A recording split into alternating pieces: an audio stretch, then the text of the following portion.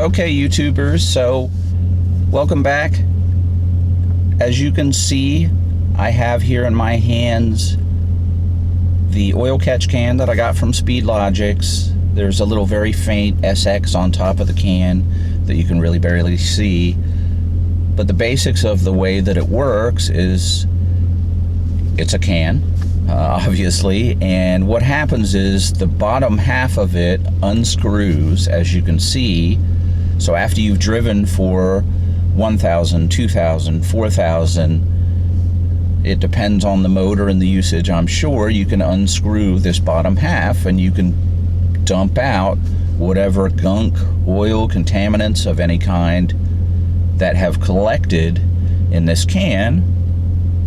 And then you just, as you can see, there's a filter system up where the line comes in and the line comes out, and what's caught is obviously dropped down into the can for you to unscrew and dump out, and then screw it all back together.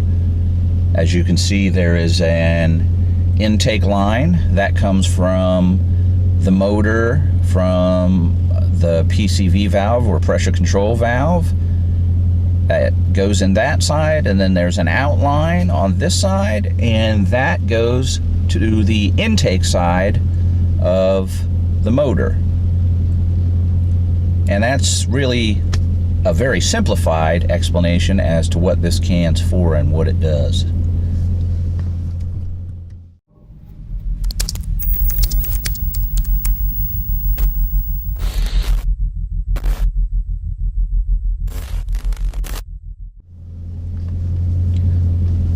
Alright, so now that you've seen the can, know what it looks like, I have done a fair amount of research about these things from the moment that I bought the Challenger. I had looked into them a little bit when I bought the Camaro, to a certain degree the Mustang, but more the Camaro. The need for them seems to be due to the onset of direct injection engines. The problems that are associated that supposedly necessitate having one of these cans are really to do with those types of motors.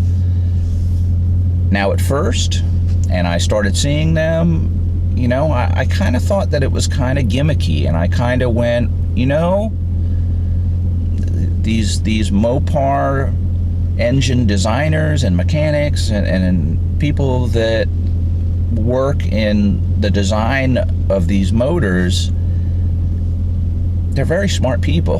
They know these motors obviously better than anybody. So if there was a need, this was my thought, if there was a need for some sort of inline oil and contaminant catch can, then they would just put one on the motor. Even if they had been producing this motor for some time and it came to light that this device was needed, they would come up with some sort of similar device or another way to ensure that it wasn't needed and your engine was safe from the problems that it was supposed to mitigate. But as I did more research, I, researched videos on YouTube and other places that was done by mechanics, by, people that just have an extended knowledge of the inner workings of combustion engines due to years of experience in messing with them, and probably some just people like me that have the cars and like to do mods and have come to decide that the mods, some of these mods are out of necessity, more so than they are out of attempting to get horsepower and so on and so forth. So I have come to the realization that these catch cans are useful, and I would go as far as to say necessary. If you have one of these types of direct injection motors, and certainly in a muscle car, to my knowledge, they're used in sports cars as well, and maybe even I've certainly heard them used in trucks. So the applications for this style of engine for these catch cans seems to be pretty broad in scope, and with good reason. So the basics of the way it works, as explained by me, someone who, as I've proclaimed in all my videos and will do so yet again, not a mechanic. I'm not even particularly mechanically inclined, but I do understand logic, I do understand systems, and through research I've come to understand a little bit about how these things work and how the system that it protects works.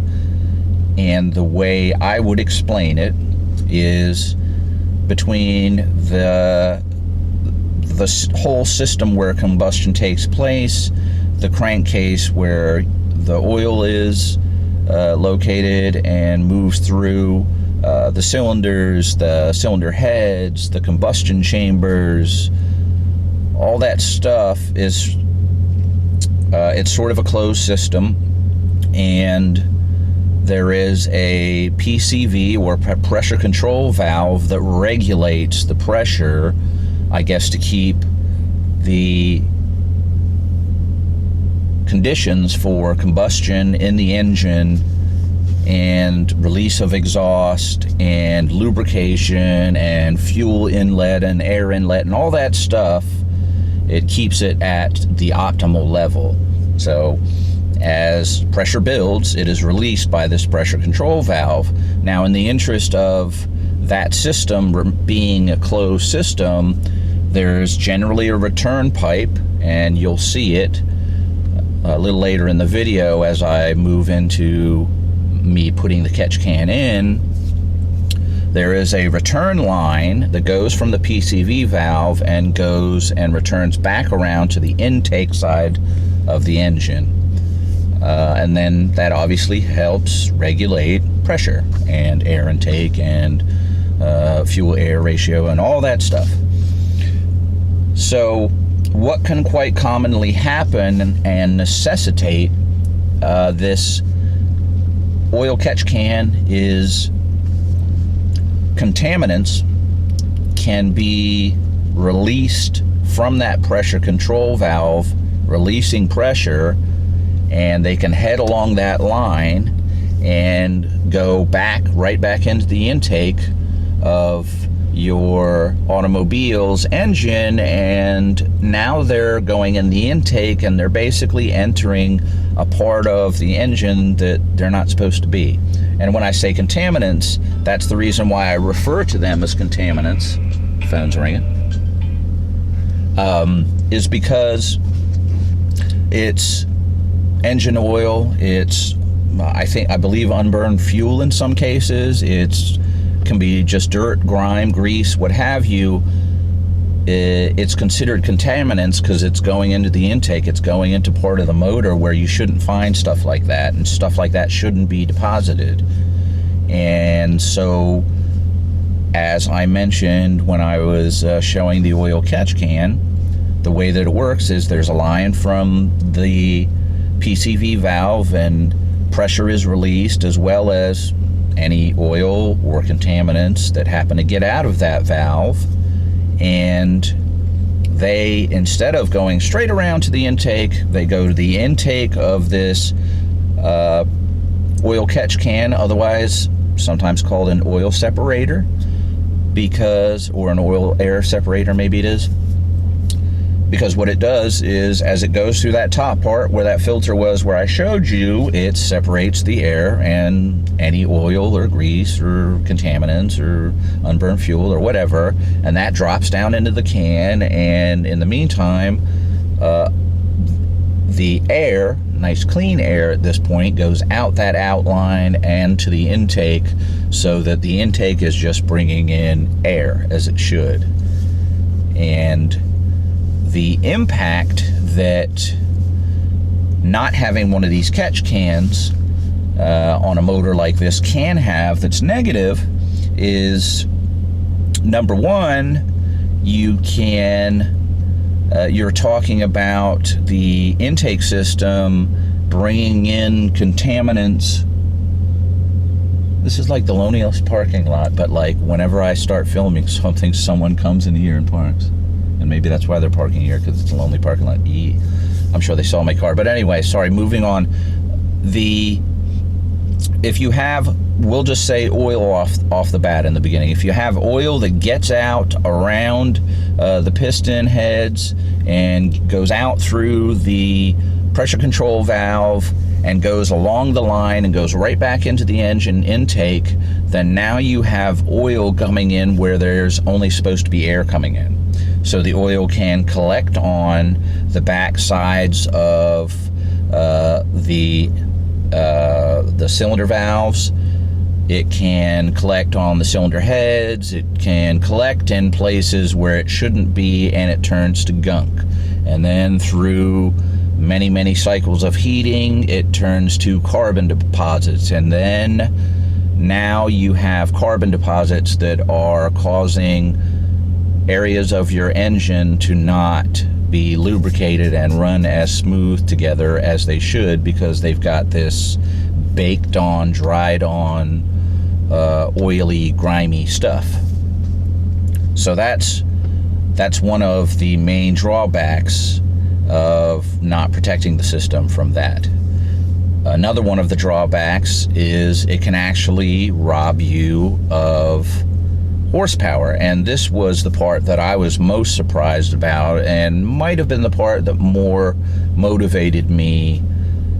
I guess to a certain point I went, well, you know, I guess all motors must get gunked to a certain extent, because, you know, otherwise they'd all come stock with these air oil separators or oil catch cans, and they don't. So, but then this made a lot of sense to me.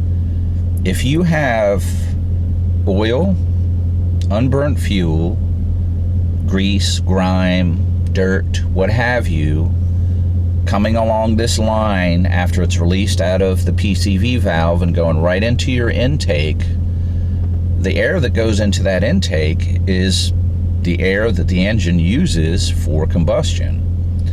Hence the whole idea of the cold air intake, so that you have nice, cool, more dense air being used for combustion. But if that air has oil in it, or fuel in it, or grime in it, or any combination of those, then the air is it's not as pure, so therefore you're not going to get as good a combustion, and then it will rob your engine of performance.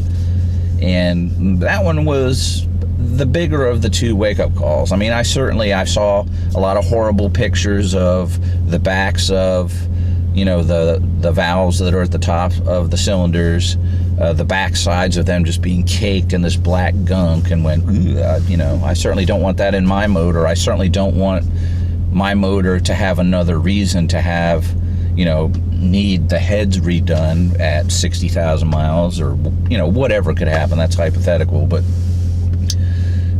you know, the idea that I'm sort of robbing my own performance engine of some of its performance by not simply cleaning this return air, that really struck a nerve with me, and that made me want to go and get one of these cans like everybody does and go ahead and install it. So I ordered one.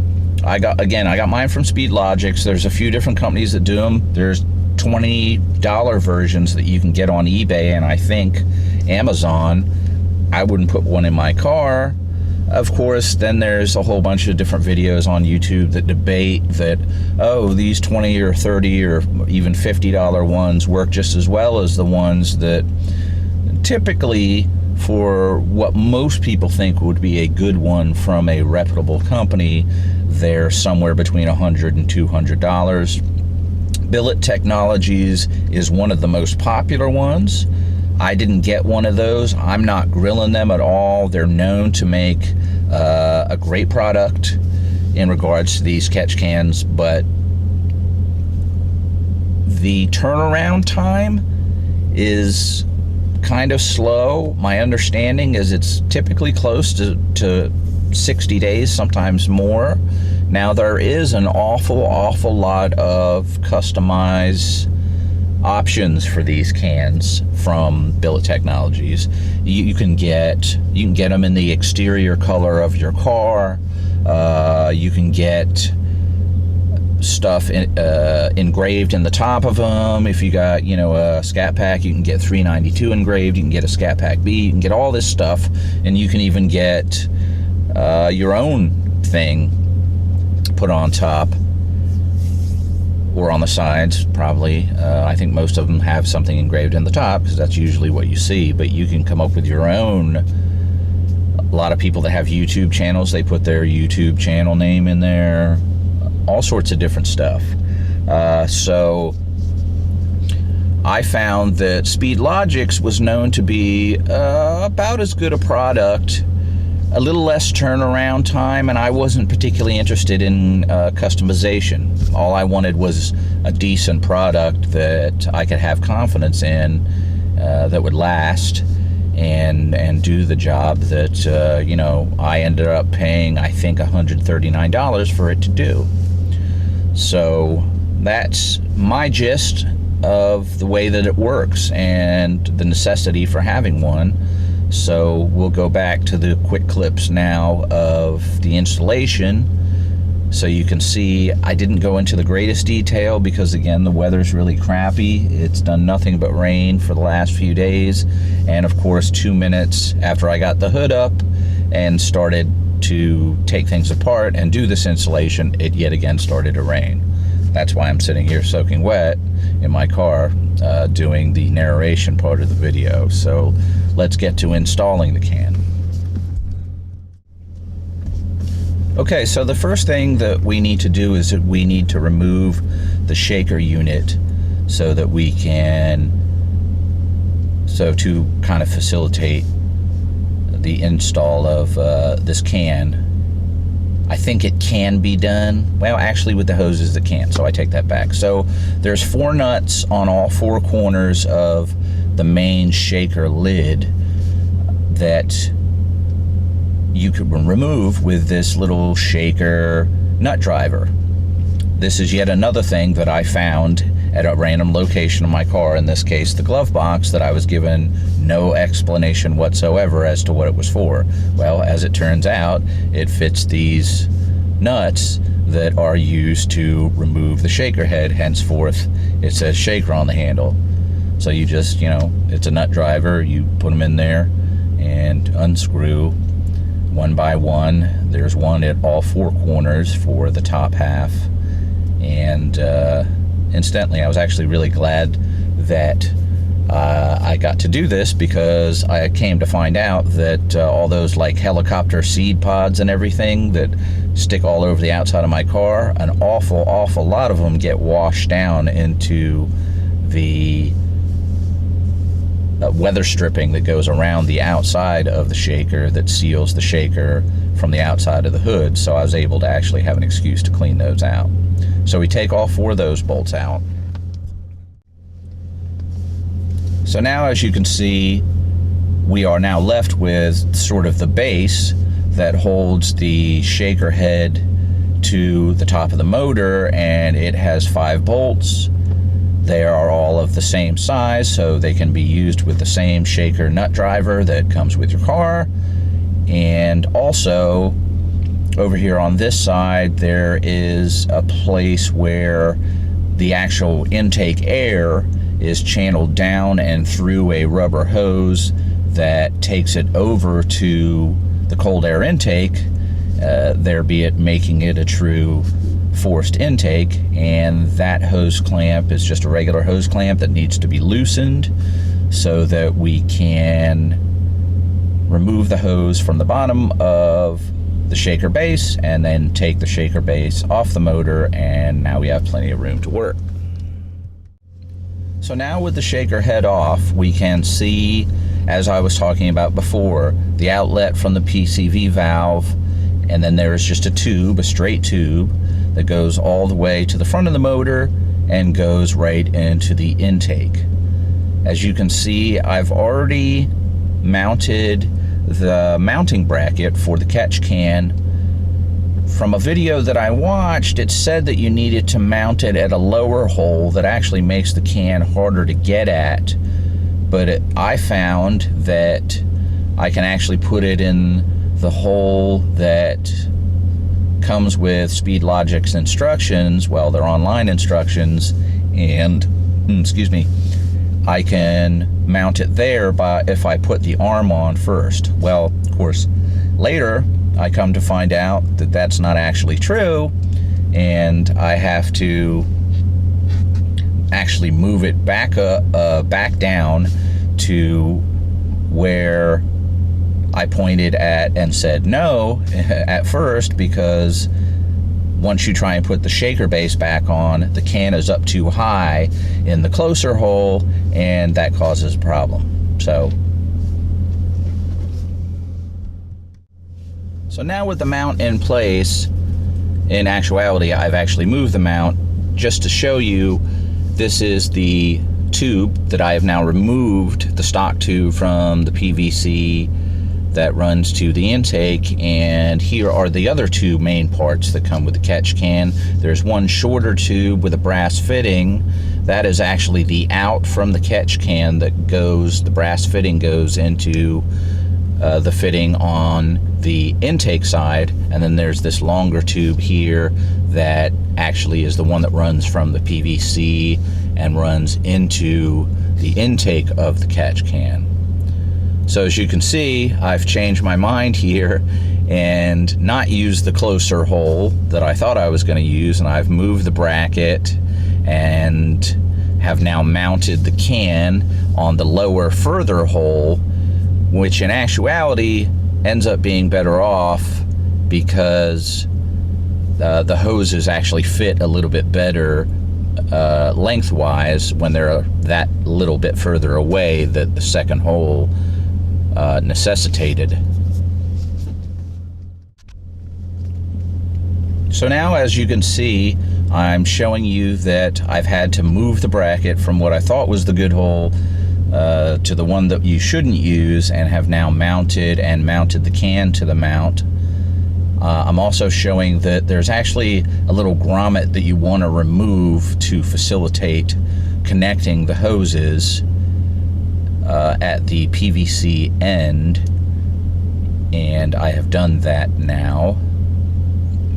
So now you can see we have the catch can in place, we have the hoses connected.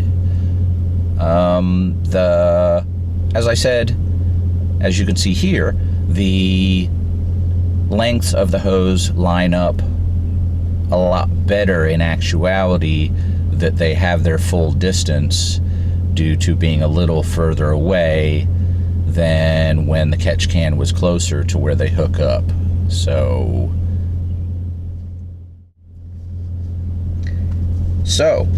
now, as you can see, I have replaced the shaker base, I have put the shaker lid back on, and taken the opportunity to clean out around the shaker top, and the catch can is in place. And well, pretty much like clockwork, as you can see, it has stopped raining. It did that about 2 seconds after I stopped working on the motor, of course. Alright, YouTubers, so I've started my car up. I actually did it a while ago. I did it as I was doing the narration parts of this video. I don't have any weird lights or anything like that. It seems to run just fine. So hopefully what my future holds now is a protected motor when it comes to the danger of these recycled oil and contaminants and things getting back into the motor, because now I have a catch can in place. So I'm pretty excited about that. I just wanted to take this opportunity to give a shout out to somebody else that has a channel. She goes by the name of Erica Schroll, and if you just do a search for Erica Schroll on YouTube, she has a lot of neat content. I won't go into great detail because she certainly explains herself just fine, but she's somebody that has worked in the car industry, in my understanding, for quite some time, and now she drives a white SRT Hellcat, as you can see from this shirt. And one of the reasons why I'm wearing it, let's see if we can kind of zoom in on it. It actually is her design, Erica Schroll Designs. She sells this stuff on Zazzle if you're interested. There's yet another place where you can just, you know, search Erica Schroll. But I would encourage you to check out her videos on YouTube. She has a lot of neat content, and you know, obviously it's really cool seeing anybody with a Challenger Hellcat. She seems to really be into the car, really be into the Dodge things, the muscle car things. It helps that she's also happens to be super, super pretty. But guys, she's spoken for, I'm afraid. So, but yeah, check out her channel. I'm gonna try and make mention of a channel per video that is put on by some people that inspired me when I was considering doing a YouTube channel and trying to figure out, you know, the types of things that I would do for videos, the kind of content that I would have. There's a lot of people out there doing really good stuff, and she's one of the people. But you know, there's Sarah Intuned, there's DG Prods, there's a lot of different people that are doing great content that you know, gave me a lot of information about these cars when I was interested in purchasing the cars, and also gave me a lot of guidance in what I might do for YouTube content when I was thinking about getting into it. So I'm going to try and share a name here and there, at least one per video from here on out. Would just like to mention at the end, I'm trying to say less in my videos, which I noticed right before that sentence I said leading into it. Going back and watching my videos and talking to some close friends and getting some feedback, I realized that because I'm not completely comfortable on camera, I try to script what it is I'm doing in the video as best as possible, but I still have slip-ups, and I do the thing a lot. And if it's something that's been bothering you, hopefully you've seen a little less of it in this video, and I'm trying to cut it down and eliminate it, or maybe even edit it out if it's just something I can't seem to get away from. But I think I did a little bit better job in this video. So welcome back to people that have watched my previous videos. I'm also trying to cut down the length a little bit so that they're, you know, as I mentioned in the last video, this one I'm sure will be on the shorter side. There goes an on the shorter side, and I'm gonna try and get it to regularly be at a certain length. So again, welcome back to those that are coming back. Welcome to those that it is their first visit to the channel. There's other videos to watch. There'll be links at the end of this video, or you know, you can go and look on the channel page and find them.